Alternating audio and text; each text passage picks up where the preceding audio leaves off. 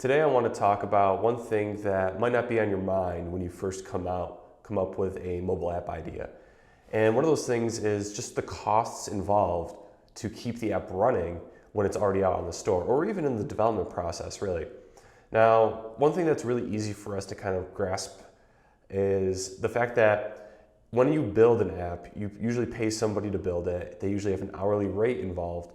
And then you just have to decide how long it's going to take that developer or team to build it, which gives you the rough estimate on the initial costs for your product.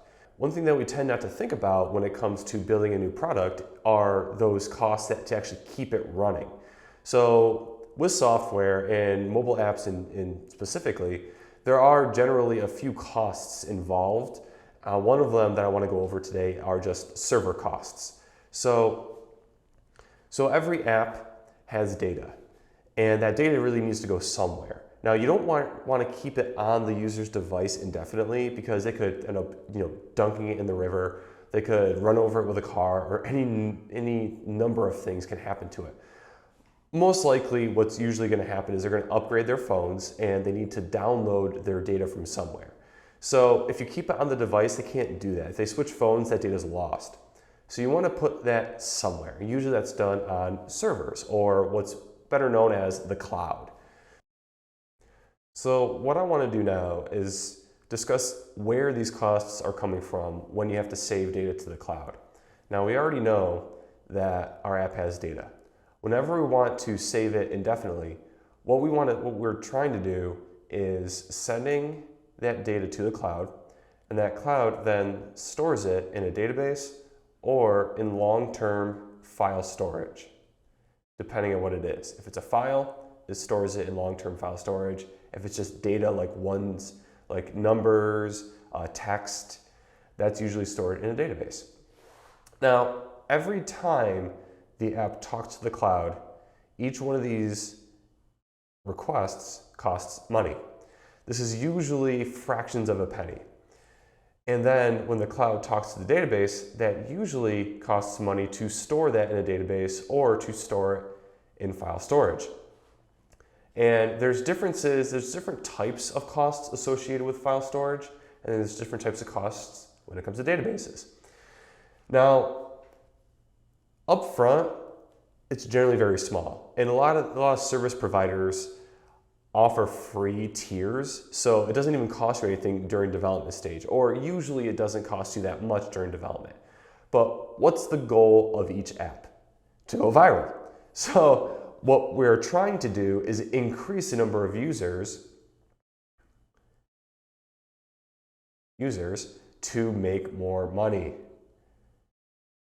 But what happens is every time we increase the users, we actually end up sending more and more requests to the cloud, which incurs more and more costs. So when you quote unquote scale an app and bring on more users, you actually incur more and more costs as the app grows. You want a solid business plan up front to accommodate for this. So let me clear some of this stuff out. So I want to go over a couple examples that you might find in the real world when it comes to starting to develop an app. So for very simple apps that just are sending text and simple numbers over to the database, so it could be like a fitness app, for instance, that are just sending workout metrics over to the cloud, you can generally spend as low as $25 per month on server costs. Now, this includes all of the infrastructure necessary to actually get this going. So when it comes to more complex apps, so say you have to export a PDF, or you want to do something else with the data on the cloud, so you have some kind of customization involved. Generally speaking, you're probably going to spend around $75 or more than that per month. And that's still considered relatively simple. For more complex apps that have, so I would consider these to be more along the lines of like video processing, streaming services, or even like machine learning. that can cost you a little bit more on the back end just because a lot of it's done on the back end. So for something like video streaming, just out of the gate with a few users, that could cost you about $200 or more per month. Now, the reason for, and this is for, like I said, video or audio. So when you're streaming video or audio, it's constantly being sent to each one of these devices. And those connections are held open. So you can think of it a little bit like using electricity or using one of your utilities. So the more you keep it open, the more you're using it, the more cost is associated with that. So it's going to keep sending data over to your device, and that's going to incur a cost for each bit of data that gets sent over. It's a little bit like leaving the faucet open on your house.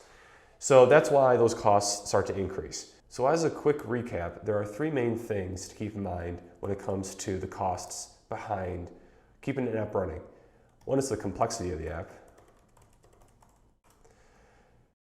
So your app can be as simple as storing text and numbers on the cloud, or it can be as complex as having the cloud do things like machine learning and processing. The next thing is what your app does. So some things to keep in mind with this are, does your app stream video from the server? Does it download a lot of files? Does it have a lot of correspondence? Even a messaging app will incur a lot of costs on the server.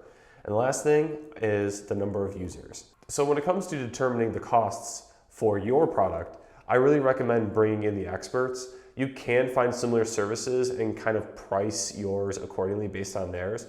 But generally speaking, an expert like a CTO or a tech firm like Technicoding is going to be able to come in, see what your requirements are, see what your platform is targeting and how fast it's going to grow.